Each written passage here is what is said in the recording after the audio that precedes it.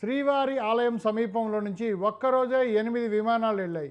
ఇవన్నీ ఇలా 13న ఉదయం 7 గంటల 15 నిమిషాల నుంచి 8 గంటల మధ్యలోనే వెళ్ళడం ప్రాధాన్యం సంతరించుకుంది.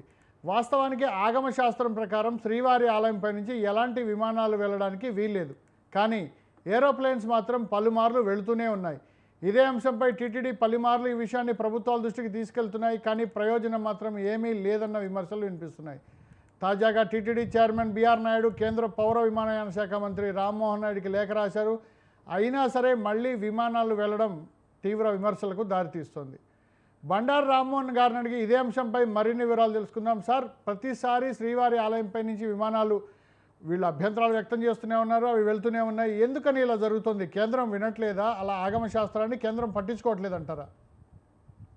కేంద్రం అంటే ఇప్పుడు మనకు మళ్ళీ వడ్డించేవాడు మనవాడే ఉన్నాడు. విమానయాన శాఖ మంత్రి రామ్మోహన్ నాయుడు గారు యువకుడు, నాకు చాలా దగ్గర పరిచయం వారిని వారు ఉన్నారు.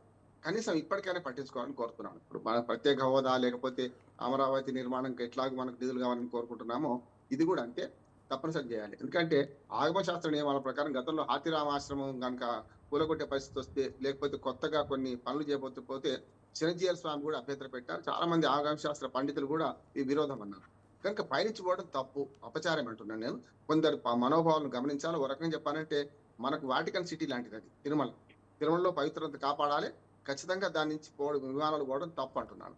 కానీ దీన్ని ఇన్నిసార్లు విజ్ఞప్తి చేసినా పట్టించుకోవడం లేదంటే రామ్మోహన్ నాయుడు గారు ఏం చేస్తున్నారని ప్రశ్న వస్తుంది. కూటమిలో ప్రభుత్వం ఉన్నది, మన విమానయాన శాఖ మంత్రి ఆయనే ఉన్నారు. కొత్తగా విమానాశ్రయాల మంజూరులో కూడా నాకు గొప్ప అని చెప్పుకుంటున్నారు కదా. తప్పనిసరి దీని గురించి పట్టించుకోకపోతే ఆయన మీద విమర్శ మొదలు ఎక్కువ పెట్టవలసి వస్తుంది.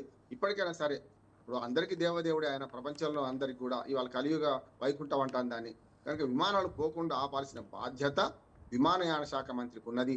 కేంద్ర ప్రభుత్వం మోడీని వాళ్ళు అడగాల్సిన అవసరం లేదు. ఆయన తలుచుకుంటే, విమానయాన శాఖ మంత్రి తలుచుకుంటే తన శాఖ పరిధిలో ఉంది కనుక రెండు చేయాలి. ఒకటి, ఇప్పటిదాకా ఎందుకు పోయినాయి, ఎందుకు ఎంక్వైరీ చేస్తలేరు, దీని మీద ఎవరు కేవలం మానవ తప్పిదమా, యాదృచ్ఛికంగా జరిగిందా? యాదృచ్ఛికంగా జరిగితే మళ్ళీ జరగకుండా చూడాలి, కాకతాళీయంగా జరిగితే మళ్ళీ జరగకుండా చూడాలి. ఇప్పుడు చేయాల్సిన పని ఏంటంటే గతంలో ఏం జరిగింది దాని మీద విచారణ జరపాలి. ఇక ముందు పోకుండా ఆపే ప్రయత్నం చేయాలి. దానికి పూర్తిగా విమానయాన శాఖ మంత్రి రామ్మోహన్ నాయుడు గారు బాధ్యత వహించాలి. మనందరం ఆయన మీద ఒత్తిడి తీసుకురావాలని